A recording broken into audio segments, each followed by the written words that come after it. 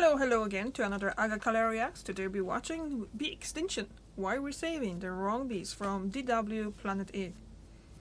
Yeah, that's the name of the channel. You find all the information in the description box below, and let's just start. That's a cool picture. They're weird, fuzzy, and in a lot of trouble. I find they're really cute These too. insects are actually all bees, wild ones. And they're debatably more important than the honey-making kind. People are really worried about bees. We will take the plight of the honeybee for granted at our own peril. But what most people don't know, honeybee numbers are increasing worldwide.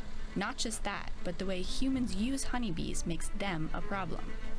Putting a honeybee hive in your backyard doesn't help. Because we're saving the wrong bees.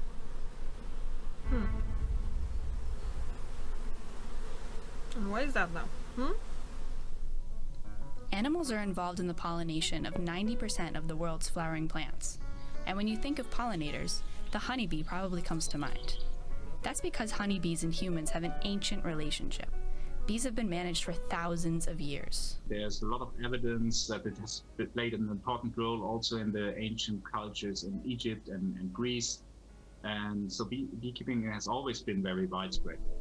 Axel is the chair of the Invertebrate Conservation Committee at the IUCN. Honeybees are native to Asia, Europe, and Africa, but nowadays are everywhere except Antarctica. Apis mellifera is the most common honeybee and the best studied, although there are another 10 known species. They're general pollinators, meaning they will pollinate most plants. And although honeybees are at risk from pests and disease, the number of colonies worldwide is actually growing. According to the FAO, managed hives have increased worldwide by 83% since 1961. Because they are always managed by the beekeepers and also receive veterinary treatment and so on, there's no risk that they will become extinct. But honeybees aren't the only bees. The general public confounds bees with the honeybee. This is Isabel, a pollination ecology researcher specializing in urban environments. It would be the same situation if, for example, you were talking about birds and people think that when you talk about birds, you talk about chicken. There are around 20,000 different species of wild bees, 20,000? and they are the most important wild Look at the colors pollinators. on them. They're mostly solitary, and unlike honeybees, are suited to specific plants, which makes them much better at pollinating. A hectare of apples, for example, would require tens of thousands of honeybees to pollinate, but only hundreds of this wild bee, because Osmia cornuta is particularly good at apple pollination. Each flowering plant is strongly connected to a pollinator that fits accordingly to the lock and key principle. An entomologist by training, Sabrina is a project manager at the Research Institute of Organic Agriculture. This perfect fit between flower and its selected pollinator is the product of a ongoing co-evolution for centuries that is still operating. Like the squash bees native to Central and South America. They're perfectly suited to squash plants. They're early risers, and squash flowers are only open early in the morning, while the honeybees are still asleep. Don't like squash? How about tomatoes, potatoes, or eggplant? These crops also need wild pollinators, loud ones like bumblebees to be precise. Their flowers require a vibrating buzz to release their pollen, something a bumblebee perfectly provides. Honeybees just don't have that skill. But wild bees are in serious decline. And this doesn't only affect them and their ecosystems, but our food security as well. Worldwide, wild bee diversity has been decreasing each year since the 1990s. Pesticides, intensive agriculture, and especially habitat loss are main drivers. A recent study found that we may have already lost a quarter of wild bee species, but assessment is hard due to the lack of global data. Various regional estimates suggest over 40% of wild bee and butterfly species are threatened. Farmers are already noticing a difference. When they walked along a field, everything was full of pollinators. And nowadays it's more like everything is calmed down and nobody knows where they are. This loss of diversity can cause knock-on effects on whole ecosystems. Less pollinator diversity means fewer wild plants. this can hurt animals that use them for food or shelter. And it's also bad for the future of our food. The yield of cultivated plants is higher when they are visited by a variety of pollinators compared to when they are visited by only honeybees. Remember Osmia cornuta, the apple specialist? Most of the pollination of apple trees is performed by several species of wild bees. So if you don't get these wild bees, you would get a crop of apples that would be reduced. US crops are already producing less due to wild pollinator decline.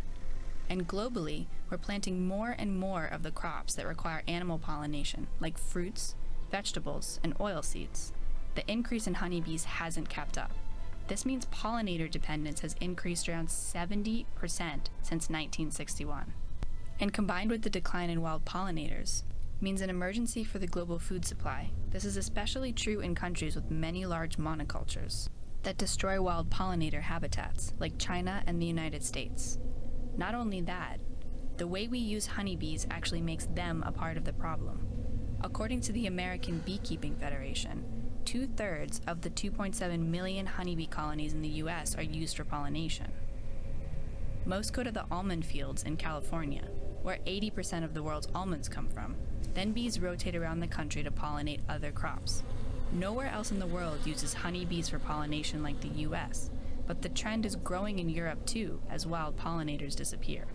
Unfortunately, it's not so good for the honeybees. They can be exposed to pesticides from the crops or catch diseases from the other colonies. And these honeybees are also a threat to wild ones. Within a honeybee hive, you have tens of thousands of individuals that need a lot of food. They will eat most of the floral resources, and there will not be enough left for the other pollinating species.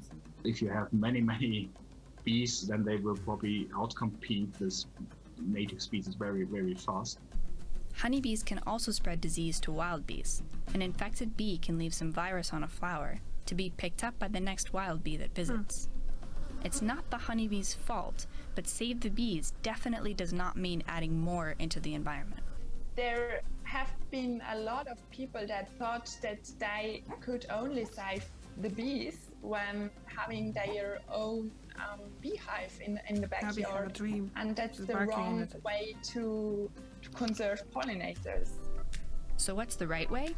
Industrial agriculture is the biggest threat to all bees. It uses harmful chemicals and relies on huge fields of one crop.